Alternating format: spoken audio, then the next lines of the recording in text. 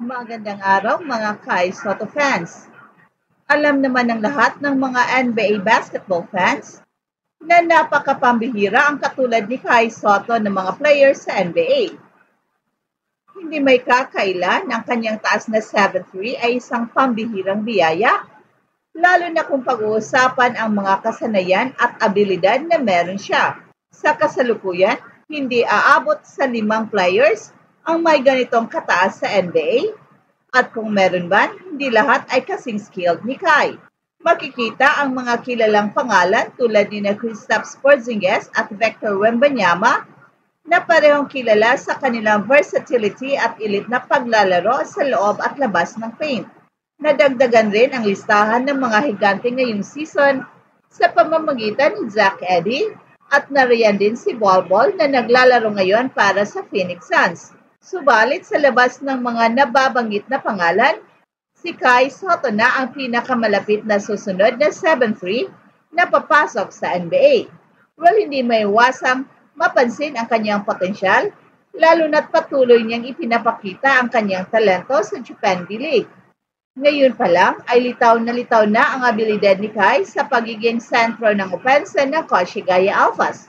Well, hindi kasi araw-araw na ang magiging main man ng isang Japan B-League team ay isang Asian import. Sa kabila ng presensya ng 3 international import sa kanilang kupunan na merong mas malalaking sahod, si Kai ay naging haligi ng kanilang opensa. Isang napakalaking karangalan ito hindi lamang para kay Kai, kundi para sa buong Pilipinas na patuloy na sumusuporta sa kanya. Naipakita na ni Kai ang kanyang pagiging multi-dimensional na manlalaro. Maaasahan siya sa low post kung saan gamit na gamit ang kanyang taas at footwork sa paglikha ng puntos laban sa mga bantay. At bukod pa dito, deadly rin siya sa outside shooting, mapa mid-range man o 3-point range. Ang ganitong versatility ang isa sa mga dahilan kung bakit siya naiiba sa ibang mga higante sa basketball. Well, hindi lamang ito nagtatapos sa opensa, si Kai rin ang defensive anchor ng kanyang kupunan na madalas na nagbibigay ng mga crucial blocks at rebounds na mahalaga sa tagumpay ng Koshigaya Alphas. Kung titingnan ang kasalukuyang takbo ng kanyang career, maraming maibibigay si Kai sa NBA team na kukuha sa kanya. Ang tanong na lamang ngayon ay hindi na kung makakapasok ba si Kai sa NBA, kundi kailan ito mangyayari. Patuloy siyang nagpapakita ng progress hindi lamang sa kanyang mga laro, kundi pati na rin sa kanyang physical development at basketball IQ. Ang pagsali niya sa Japan B-League ay isang mahalagang hakbang na nagbibigay sa kanya ng mas maraming opportunity upang mahasa ang kanyang laro laban sa mas mataas na antas ng competition. Bukod pa rito, ang kanyang exposure sa international basketball ay nagbibigay kay Kai ng mas malawak na karanasan sa paglalaro laban sa mga manlalaro mula sa iba't ibang bansa. Sa bawat laro ni Kai, ipinapakita niya na handa siyang makipagsabayan sa mga pinakamagagaling na players, isang mahalagang katangian na tiyak na papahalagahan ng mga kupunan sa NBA. Sa modern NBA, ang mga higante na tulad ni Kai ay hindi lamang inaasahan sa ilalim ng ring. Ang laro ngayon ay hinihingi ang versatility, ang kakayahang maglaro sa loob at labas ng paint, ang pagiging floor spacer, at ang pagiging solid defender. Sa ganitong aspeto, tiyak na may lugar si Kai sa NBA. Sa opensa, ang kanyang kakayahang mag-shoot mula sa labas ay nagbibigay ng malaking kalamangan. At sa depensa naman, ang kanyang taas at wingspan ay nagbibigay ng natural na rim protection. Bukod pa dito, ang mobility ni Kai para sa isang manlalaro na may taas na 7'3" ay kapansin-pansin. Hindi siya mabagal tulad ng karamihan ng mga higante. Kaya niyang mag-switch sa mas maliliit na manlalaro at magbigay ng pressure sa perimeter kung kinakailangan. Sa mga nakaraang taon, kitang-kita ang pagtaas ng bilang ng mga international players na pumapasok sa NBA.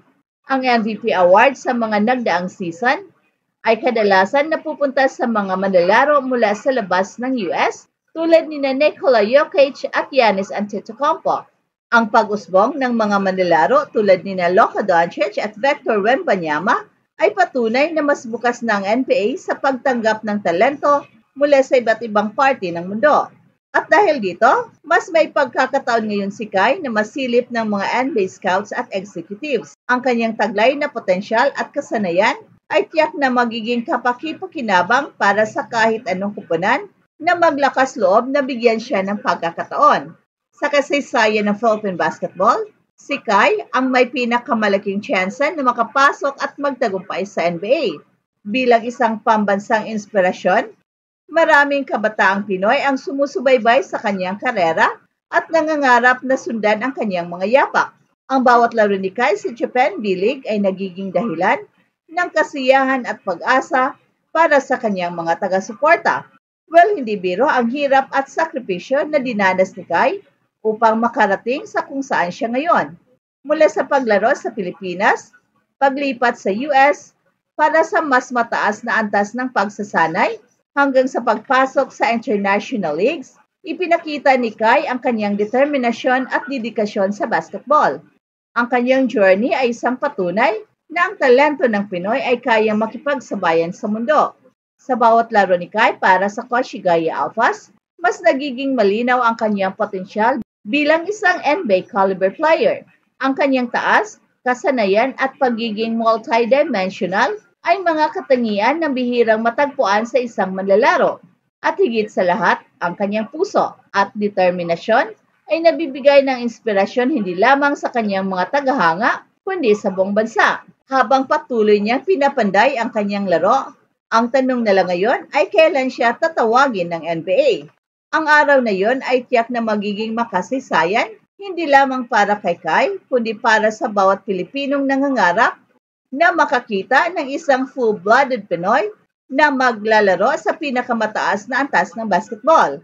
At sa huli, si Kai ay hindi lamang isang manlalaro, siya ay simbolo ng pag-asa, determinasyon at tagumpay para sa buong Pilipinas. At habang hinihintay natin ang araw na yon, patuloy nating suportahan at ipagdasal ang tagumpay ng ating pambansang higante. Hey, hey, hey! Attention mga kapatrol! Get ready for an epic giveaway. Once Express Info hits 150k subscribers, one lucky winner will win the incredible Oppo Reno 11F 5G smartphone.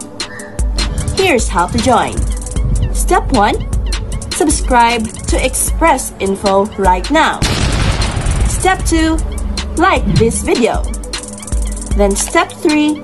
Comment anything good and positive about our idol Kai Sotto. Super easy.